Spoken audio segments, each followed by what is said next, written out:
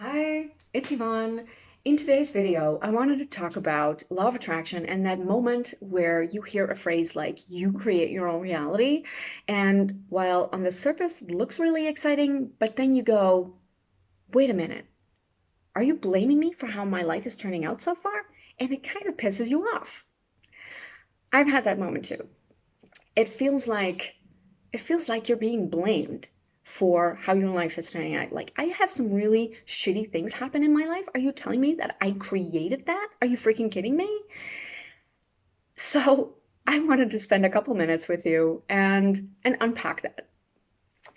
So consider being born into this life, and every baby is born perfect. You know, it's perfect, whole, and complete. And it's kind of like starting out with a blank canvas. Except that it's not really a blank canvas, because even in the womb, you've like adopted thoughts and beliefs and things and patterns from your parents, and you're born into certain circumstances in a certain place of the world. So even as a newborn baby, you have a certain set of circumstances that you're coming into this life with. Now, for me personally, I fully believe that on a soul level, we still choose this. But so there are circumstances that you didn't choose consciously, meaning looking back, you think, well, I think I'd choose differently now. Let that be for what it is right now, if you whether you believe that your soul created this or not. Um, and follow me along, because even if this has been created, you will still agree with me that if you had access to tools and to all the colors of paint in the world, that you could still make this into something different, make this into something beautiful, something that you want. Now, most of us, when we learn about this stuff, our life has already moved along pretty good, and it's not a blank canvas at all, and it might look something like this. And you think, yeah, well, it's lovely, there's some nice bright colors going on, but it's kind of linear, and I really like organic shapes. And where's the green? Green is my favorite color, and I don't have any of that. I wasn't given that because my parents really liked these colors. And that can kind of give you that idea of, oh, well, I have all this stuff to work with, and how do I then begin to start creating something new? And alternatively, you may have adopted a lot of rules from society, from school, and you learn to create something like this. You have habits and patterns and beliefs, and you created something like this, and you look at that and you think, ugh, I don't like that at all. Like, I have that pattern. I learned to make these kinds of flowers, but I don't like them. Or look at this face, it didn't turn out the way I want. And you're critical of yourself and of the patterns that you yourself are operating under.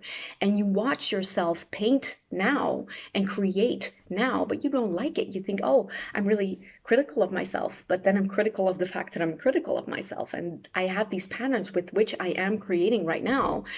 And it just doesn't really feel good to be creating this when it's not something that I want. And how do I turn that around?